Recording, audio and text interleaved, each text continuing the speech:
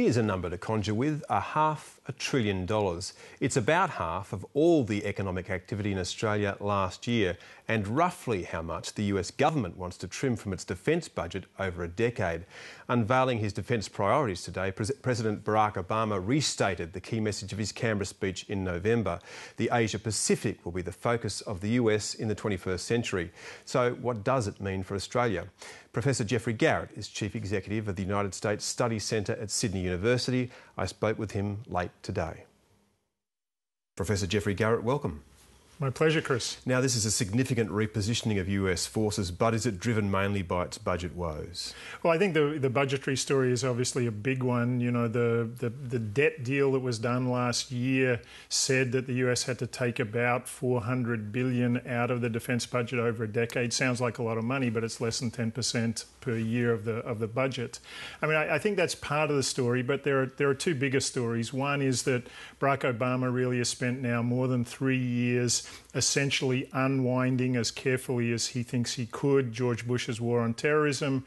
And I think he'd like now to pivot and spend what he hopes will be his second term becoming, as he says, America's first Pacific president. That's an important repositioning which he started to do here. But really, when you look at the US force structure, is it just going to be that proportionately there'll be more people in the Asia-Pacific because they're going to draw down in Europe and draw down in other parts of the world? Well, there are two equations, aren't there? One is the total size of the force and what it's supposed to do. And on that score, what the US has been looking at now, really for more than 10 years, you know, it goes back to Donald Rumsfeld before the shock of September the 11th. It was all about agility. It was a post-Cold War defence posture that wouldn't be about fighting too long, protracted land wars. We've got to be agile. We've got to be anywhere. That's part of the story. But I think then the other part of the story is Obama's saying, listen, US national interests are now in Asia. They're there economically, they're there politically, and they should be there militarily as well. Before we get to Asia, let's look at the drawdown of the two land wars. They're out of Iraq now. They are getting out of Afghanistan by 2014. That's cost them $1.2 trillion over the last 10 years, 46,000 wounded, many Americans dead. What does it mean, though, the drawdown in Afghanistan for Australia? It's a tough one for Australia, but I think that Prime Minister Gillard is playing it pretty smartly, which is to say, I'm in Afghanistan for the long haul, at least until 2014. If the US withdraws earlier, the US will say we're withdrawing because we've succeeded, and then she'd get a peace dividend. Gee, we can withdraw as well. But we've seen Iraq become more unstable since the US has left. What's to say it won't become, Afghanistan won't become more unstable? Of course, you know, what's happened in Iraq, I think, was pretty predictable. But maybe what was also predictable is that no one's been paying attention to it, certainly not the media, and I don't see much evidence in politics either. Unfortunately, I think that's the way it would probably go in Afghanistan as well. Does it strike you as odd that the Australian Prime Minister seems to have a tougher line on Afghanistan than the US President now? Well, and obviously also vouching her fidelity to the US and the US alliance. I mean, again, you know, what I see is that on the left and the right in Australia, there's bipartisan consensus on the US alliance and doing things with the US. In the US, it doesn't matter whether the left or right's in power. We have a pretty similar foreign policy. So I'm not sure I'd read too much into Prime Minister Gillard's position, because it does look to me that continuity is the big story here, not, you know, some newfound fidelity to the US or commitment to Afghanistan. And no matter what the US might say, is China the big story when it comes to repositioning itself in the Asia-Pacific? I think it is the big story, but then it's a story that requires some nuance. You know, a lot of people talk about China, US as if it's a second Cold War. I don't think that's a good analogy, because the Soviet Union was literally irrelevant to the world economy when the US was in the Cold War with it for 40 years. China obviously is of central importance to the global economy. The global economy is of central importance to China. So that economic reality is sitting there all the time, which I think increases the stakes both for the US and China to manage their very real differences. The US may really genuinely intend not to be trying to contain China, but what matters is what China thinks the US is intending, doesn't it? Yeah, and of course what we will always hear from Beijing, as we hear from Washington, is sort of bellicose reactions when the US becomes more assertive. However, I think both sides understand that they need to let off, that a lot of those speeches are often directed to domestic audiences rather than to international ones.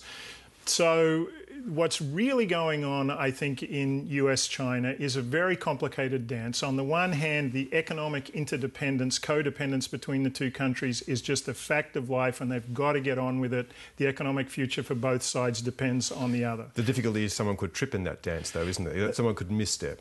There could be a misstep, but if you think about the way that Obama certainly is pitching it, it's really not about military butting of heads as much as it is about values and interests. And I think what we saw from Obama in Australia that'll probably get repeated over and over again is the notion that the US's friends, countries with which the US shares values and interests, that's a really big group of countries. It's not only traditional allies like Australia, it's new friends like Indonesia and India.